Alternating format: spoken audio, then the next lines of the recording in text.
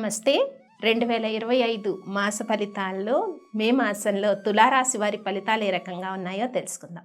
తులారాశి వారికి మే మాసంలో చాలా వరకు పరిస్థితులు అనుకూలంగా మారుతూ ఉన్నాయి. అంటే ఎలాంటి విషయాల్లో అనుకూలత ఉంది అంటే కష్టపడిన దానికి చక్కటి రిజల్ట్ రావటము, అలాగే విద్యార్థులు కష్టపడిన దానికి కూడా మంచి శుభ ఫలితాలు ఈ మే 15th తర్వాత విద్యార్థులకు చాలా అనుకూలమైన సిచ్యువేషన్స్ మారబోతున్నాయి. అలాగే మే మాసంలో కొన్ని కోర్టు సమస్యలకు కొలిక్కి రావడము, ఉద్యోగ ప్రయత్నాలు చేస్తున్న వారికి కొన్ని శుభవార్తలు ఉన్నాయి. తులారాశి వారికి ముఖ్యంగా ఆరోగ్య విషయాలు ఒకటి జాగ్రత్తగా చూసుకోవాలి. మే మాసం అంతా కూడా టైంకి ఫుడ్ తీసుకోవడము, మంచి ఫుడ్ తీసుకోవటము చాలా ఇంపార్టెంట్. తులారాశి వారు ఆహారం కరెక్ట్ టైంకి తీసుకోలేకపోతే అనారోగ్య సమస్యలు ఎక్కువగా వేధించే పరిస్థితి కనిపిస్తుంది. ఇంకా మే 18th తర్వాత వచ్చే సిచ్యువేషన్స్ అన్నీ కూడా మీకు పాజిటివ్గా ఉన్నాయని మనం చెప్పుకోవచ్చు. అంటే ఏ విషయాల్లో పాజిటివ్గా ఉందంటే విద్యార్థులకు కొన్ని అవకాశాలు, అంటే నెక్స్ట్ అకాడమిక్స్కి ప్రమోట్ అయ్యే వాళ్ళకి మంచి అవకాశాలు అండ్ గుడ్ యూనివర్సిటీస్, పెట్టుకున్న యూనివర్సిటీస్ బయట విదేశాల్లో విద్యకి ట్రై చేసే వాళ్ళకి అనుకూలత పెరుగుతుంది. అలాగే ఉద్యోగ ప్రయత్నాలు ఫలించే అవకాశం ఉంది. గృహిణులకు కూడా కొంత మానసిక ప్రశాంతత పెరుగుతుంది, శత్రువులపైన ఆధిపత్యం పెరుగుతుంది.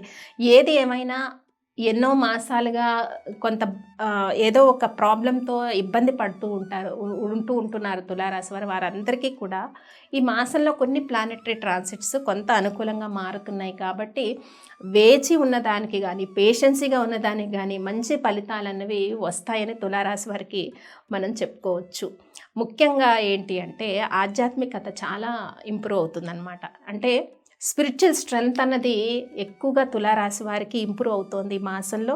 ముఖ్యంగా మనం చెప్పుకున్నాం కదా, శని అనుకూలత చక్కగా ఉండడం వల్ల శత్రువులపైన విజయం కానీ, నిరుద్యోగులకు ఉద్యోగ అవకాశాలు కానీ, వ్యాపార లావాదేవీలనే సంతృప్తికరంగా ఉండడం కానీ, ఇలాంటి కొన్ని మంచి విషయాలు అయితే కనిపిస్తూ ఉన్నాయి తులారాశి వారికి. మరి తులారాశి వారు చేసుకోవాల్సిన పరిహారాల్లో ముఖ్యంగా ఈ మాసంలో దక్షిణామూర్తి ఆరాధన చేయటం చాలా ఇంపార్టెంట్. దక్షిణామూర్తి శ్లోకం ఉంటుంది, అది వినటము, అలాగే సాయిబాబా ఆరాధన చేయటము, సాయిబాబా హారతిలో పాల్గొనటము లేదా పల్లకి సేవలో పాల్గొనటము, ఇలాంటివి రెమెడీస్ మీరు చేసినట్టయితే ఆర్థికమైన అభివృద్ధి కానీ లేదా నాలెడ్జ్ పెరగటం కానీ, ఇంకా స్పిరిచువల్ విషయాల పట్ల ఆసక్తి పెరగటము, ప్రతి విషయాన్ని కూడా జాగ్రత్తగా ఆచితూచి అడుగులు వేయడం, ఇలాంటి సిచ్యువేషన్స్ అన్నీ కూడా మారుతాయి. ఇక వివాహ ప్రయత్నాలు చేస్తున్న వాళ్ళు ఎవరైతే ఉంటారో వాళ్ళకి కొన్ని అలయన్స్ అయితే ఈ మాసంలో వస్తాయి. అవి ఫైనలైజ్ కాకపోయినా కూడా కంగారు పడాల్సిన అవసరం లేదు.